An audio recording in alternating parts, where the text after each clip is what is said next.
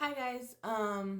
Doing the next part of my series of things I wish foster parents knew before they decide to take in foster kids. So, got my notes. We're gonna do patience. So, the definition of patience is the capacity to accept or tolerate delay, trouble, or suffering without getting angry or upset. So this is critical when dealing with foster children to build trust. It helps them heal from their trauma and manage challenging behaviors. These kids are coming from unstable backgrounds. They need consistent patient care to feel secure.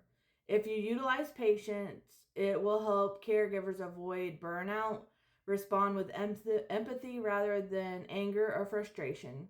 You need to understand that most behavioral issues are often trauma related responses and do not reflect the child's true self.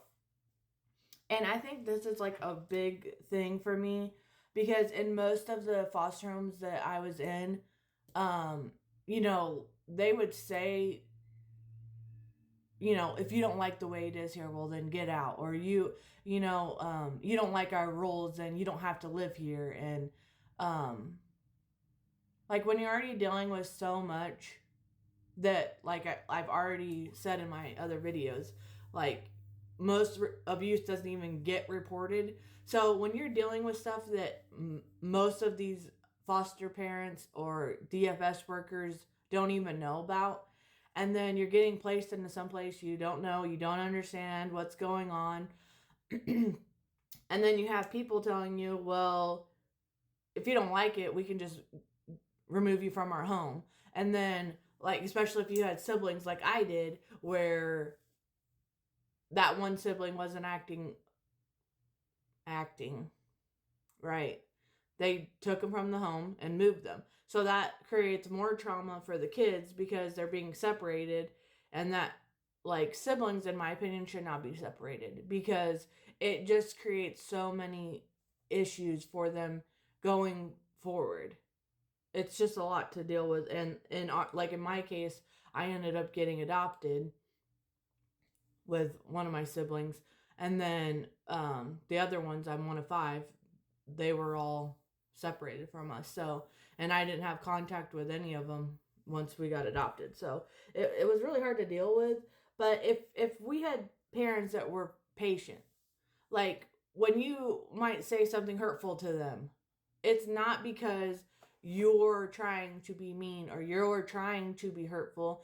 It's because you have so many walls up, and you don't want to let people in. You don't trust people. You don't like, and you just don't care because you've been hurt so much.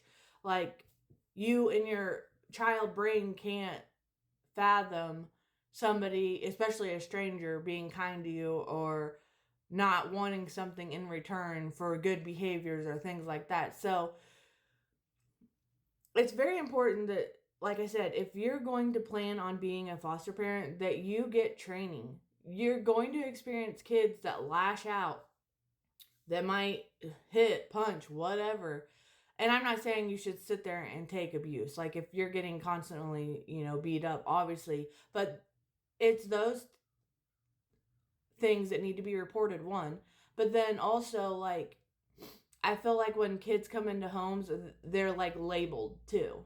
So a foster parent will be like, oh, yes, they have severe behavioral issues, or they're this, or they're that, or they do this, or whatever. And then that obviously puts a guard up with the foster parents, which, I mean, they should be aware, but it shouldn't be like ooh, watch out.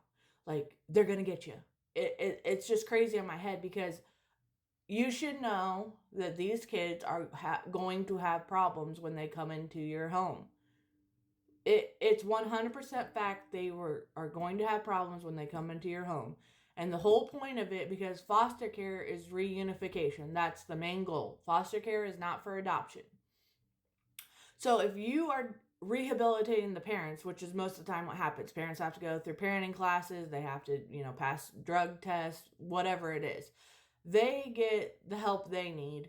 And I feel like most of the time the kids do not. They might go to therapy or whatever, but it's not enough. And it's not as often as it should be. Every single kid that goes into foster care should be put in therapy, because there's a lot of times where they're not. Like, and that's just mind-boggling to me, because again, most of them don't report abuse. Like in my case, when we were being taken away, it wasn't because of the abuse that me and my siblings were experiencing. It was because of one of my siblings was experiencing severe abuse, which we all were experiencing severe abuse, but she was the only one telling.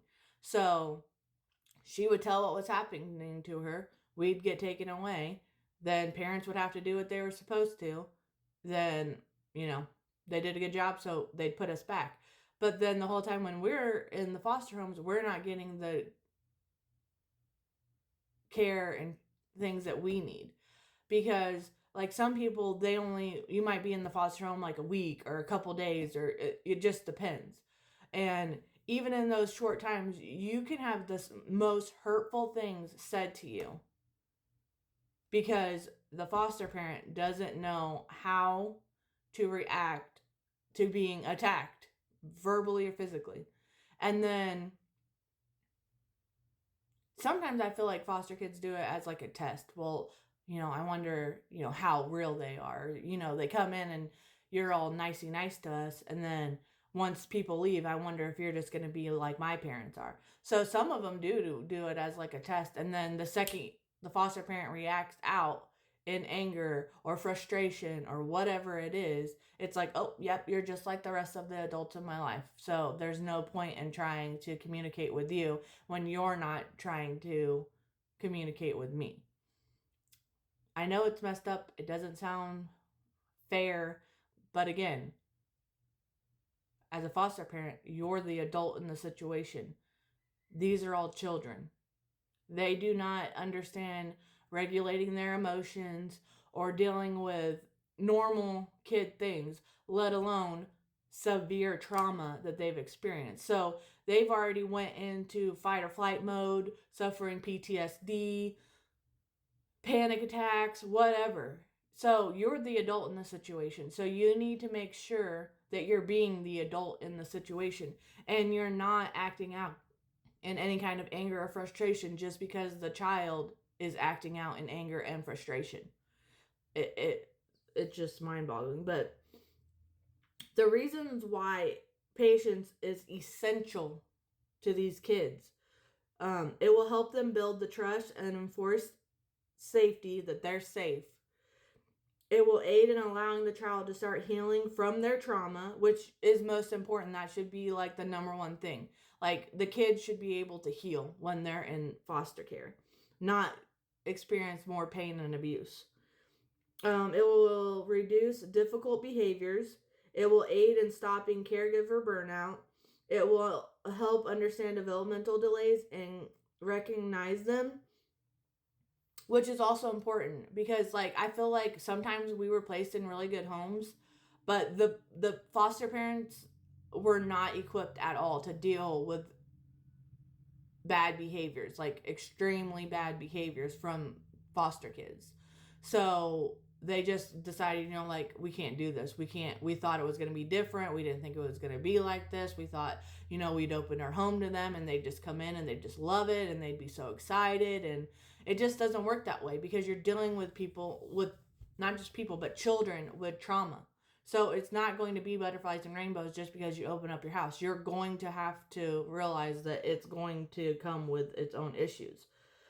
But you have the capability to make it great for the kids.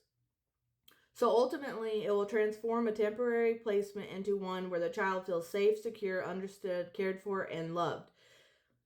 This in turn promotes long-term healing for these children, which is what they need. Otherwise, they become a statistic and they turn to drugs, alcohol, abuse, whatever, prostitution, breaking the law any way that they can. It's because when they are young, it's not addressed, their issues, and it just becomes too much for them, and they decide to go down the path that they were raised in instead of trying to make their lives better. So just remember, your patience as a foster parent can change these children's life, and that should be your goal, to change their lives.